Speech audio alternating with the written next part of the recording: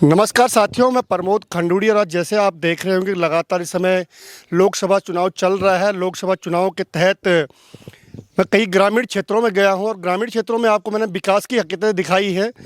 और जिस प्रकार से सरकार लगातार विकास का दम भर रही है कि ग्रामीण क्षेत्रों में हमने पूर्ण रूप से विकास किया है, वहीं मैं पौड़ी जनपद से मात्र 25 किलोमीटर दूरी पे हूँ। और 25 किलोमीटर दूर ये जो है ये डांगी, जो आपने देखा होगा डांगी उच्चतर माध्यमिक विद्यालय है। और इस विद्यालय की हकीकत दिखाने में आपको इसलिए आया हूं कि शिक्षा के क्षेत्र की बात करें तो शिक्षा के क्षेत्र में यहीं के शिक्षा मंत्री है, उनका गृह जनपद है। गृह जनपद होने के बाद पहाड़ों में किस प्रकार के विकास किए दम भर रहे हैं और कागजों में इनका विकास किस प्रकार से हो रखा है, मैं आपको दिखा रहा हूँ। पूरी हकीकत मैं आपको दिखाने जा रहा हूँ। पहले मैं आपको बता दूँ कि मैं अभी डांगी ग्राम पंचायत के नज़दीक हूँ और एक विद्यालय है। ये विद्यालय में आपको देखिए आप किस प्रकार से इस विद्यालय पहुँचने के लिए कितनी कठिनाइयों का सामना करना पड़ता है। और जो शिक्षक है यहाँ से वो कम से कम 1-1.5 किलोमीटर पैदल आते हैं और जंगल के रास्ता है। और कभी जब जंगल के रास्ते से आपको पता है कि पहाड़ों में लगातार बाघ का डर बनाता है, भालू का डर बनाता है, बंदरों का डर बनाता है, किस प्रकार से ये शिक्षक यहाँ पहुँचते हैं। और जब यहाँ मूलभूत सुविधाएं नहीं होने के कारण आज ये विद्यालय बंदी की कगार पर है। लगातार यहाँ पे आपने देखा होगा कि पहाड़ों में शिक्षा व्यवस्था को लेकर के पलायन की खबरें आपने देखी होंगी कि शिक्षा के लिए लोग पलायन कर रहे हैं। और सरकार कहती है कि पलायन रोकने की बात करती है, लेकिन पलायन कैसे रुकेगा जब यहाँ पे मूलभूत सुविधाएं नहीं हैं, यहाँ स्कूल पहुँचने के लिए रास्ते नहीं हैं, यहाँ बच्चे नहीं आ रहे हैं। और ये शिक्षक किस प्रकार से यहाँ बच्चों को पढ़ाने आते हैं, उसके बाद भी गाँव के बच्चे डर के मारे स्कूल में नहीं पहुँच पा रहे हैं। आइए मैं आपको दिखाता हूँ कि पहले तो आप देखिए कि किस प्रकार से ये रास्ता है। देखिए इस जिस रास्ते से हम जा रहे हैं, ये रास्ता आपको दिखा रहा हूँ कि इस विद्यालय पहुँचने के लिए कितनी कठिनाइयों का सामना करना पड़ता है और विद्यालय पहुँचने के बाद क्या हकीकत है। इस विद्यालय के जो अध्यापकाएँ हैं, जो यहाँ पे शिक्षक हैं, उनसे बात करेंगे। अभी वर्तमान में चुनाव चल रहा है तो कुछ शिक्षक चुनाव ड्यूटी में हैं, मात्र 3 से 4 लोग यहाँ पे स्टाफ है और बच्चे यहाँ पे नहीं हैं। आइए दिखाता हूँ आपको उच्चतर माध्यमिक विद्यालय डांगी की ये हकीकत। मेरे साथ है इस समय डांगी उच्चतर माध्यमिक विद्यालय की प्रभारी प्रधानाचार्य। मैडम क्या नाम है आपका? नीलम बिस्ट। नीलम जी, ये बताइए आपकी इस विद्यालय में आने के लिए कितनी परेशानियां होती हैं? सर हमें ऊपर से चलना पड़ता है, जंगल का रास्ता है और जंगली जानवरों का डर भी लगता है। मैम ये भी बताइए कि विद्यालय में कितना स्टाफ है वर्तमान में और कितने बच्चे हैं यहाँ पे? इस समय 9 बच्चे हैं और 7 टीचर हम लोग। हाँ। और एक उसमें 4th क्लास में 9 बच्चे हैं, 7 टीचर हैं, लेकिन बच्चे अभी स्कूल में नहीं पहुँचे। मैंने एक बच्चा केवल यहाँ पे विद्यालय में देखा। मैडम उसका कारण क्या होगा? सर एक तो डांगी से आते 3 बच्चे, तो यहाँ थोड़ा जंगली एरिया है और भैया हैं 4th क्लास में जो उनकी चुनाव में ड्यूटी लग रखी है, इस कारण से वो नहीं आए। और थनूल गांव में 5 बच्चे वहाँ से आते हैं, 6 बच्चे, और वो शादी है, इस कारण से नहीं आए हो। तो शिक्षकों के पास एक जिम्मेवारी भी है कि जब शिक्षक वहाँ के जो विद्यालय के जो कर्मचारी हैं, क्योंकि रास्ता बहुत जंगल का रास्ता है और उससे जब उस गांव के टीचर आते हैं तो गांव के टीचरों के साथ बच्चे आते हैं। लेकिन इस समय जो टीचर हैं वो चुनाव ड्यूटी में है और चुनाव ड्यूटी में उनके कारण बच्चे भी डर के मारे स्कूल नहीं पहुँच पा रहे हैं।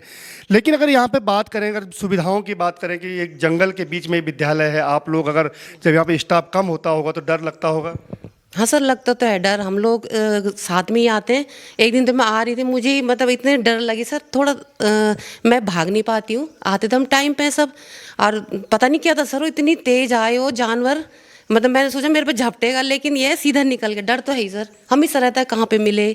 बाघ का डर है, भालू का डर है, सुअर आते हैं, अब बच्चों को भी मिलता है बाघ रास्ते में। जी बिल्कुल, ये उन नेताओं के लिए भी एक बहुत बड़ी बात बता रहा हूँ मैं आपको कि जो आप देखिए जो उत्तराखंड के लोग होंगे, जो जिन शिक्षक हैं, वो जिन लोगों की पहुंच नहीं है, जिन लोगों के जो सामान्य लोग हैं वो आज भी दूर दराज क्षेत्रों में पड़े हैं। और जो ये, क्योंकि इनको पीड़ा कैसे पता लगेगी, जो ये नेता लोग हैं, जो ये मंत्री हैं, जो विधायक हैं, जो इनके जो पत्नियां हैं, जो शिक्षा विभाग में नौकरी हैं, उनको ये राजधानी में बिठा के रखते हैं, उनको सुख सुविधाएँ देते हैं, लेकिन जो ग्रामीण क्षेत्र में काम कर रहे हैं उनके साथ कितनी दिक्कत है। धन्यवाद मैडम।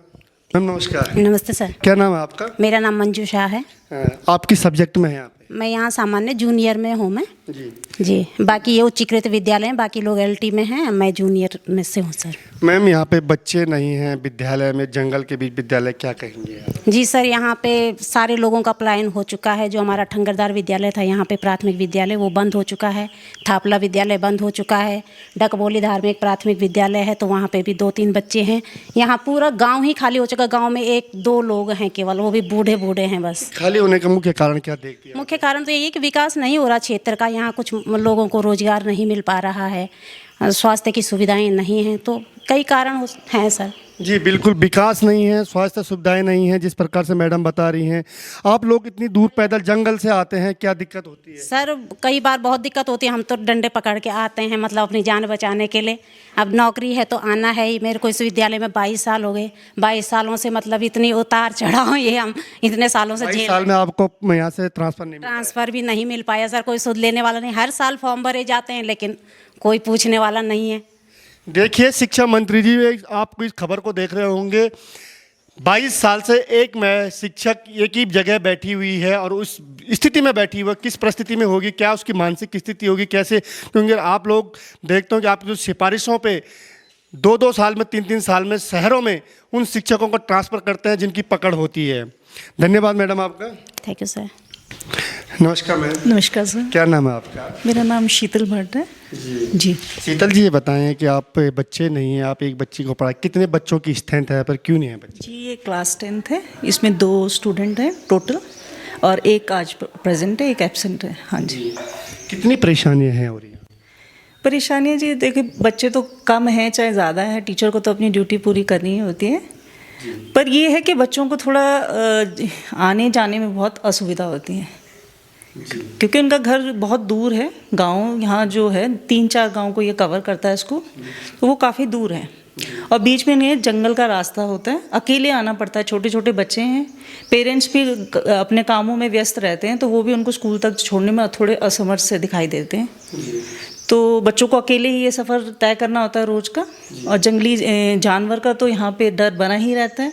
और ये जंगल में जो है, जंगल भी बहुत घने हैं, तो झाड़ियाँ वगैरह बहुत रहती हैं, तो बच्चों के कई बार चोट भी लग जाती है आते समय, तो काफ़ी। जी बिल्कुल, आप देखिए कि मैं आपको दिखाया था अभी मैंने जिस प्रकार से कि जंगल का जो रास्ता है किस प्रकार से है, यहाँ पे बहुत जंगली जानवरों का डर बना हुआ है, और बच्चे नहीं आ पाते हैं क्योंकि उनके साथ कोई ना कोई पेरेंट्स चाहिए जो बच्चों को स्कूल तक छोड़े। लेकिन नहीं है, अगर घर में पेरेंट्स उनका काम है तो बच्चे भी स्कूल नहीं पहुंच पाते हैं। तो कहीं ना कहीं सरकार को इस चीज़ को सोचना चाहिए कि आज हमारा जो बच्चा है, किसी भी सरकार के मैनिफेस्टो में बच्चों की शिक्षा को लेकर के इस चीज़ की बात नहीं है। आरटी की बात करते हैं आप लोग, शिक्षा का आपने बाजारीकरण कर दिया है, इस कारण लगातार यहाँ से बच्चों का पलायन जारी है। आइए बात करते हैं स्कूल की, एक जो बेटी स्कूल में आई है उससे बात करते हैं। बेटा, क्या नाम है आपका? हिमानी। हिमानी, कहाँ है आपका गांव? पाबो। पाबो। कितने बच्चे आते हैं वहाँ से? एक ही, मैं ही अकेली आती हूँ। कितनी दिक्कत होती है आने में स्कूल? जंगल का रास्ता भी है और बहुत डर रहता है। हाँ। और बच्चे नहीं हैं, आप स्कूल अकेली पहुँची हैं? जी। क्यों? आपने क्यों छुट्टी नहीं की? नहीं। आप छुट्टी नहीं करते हो? नहीं।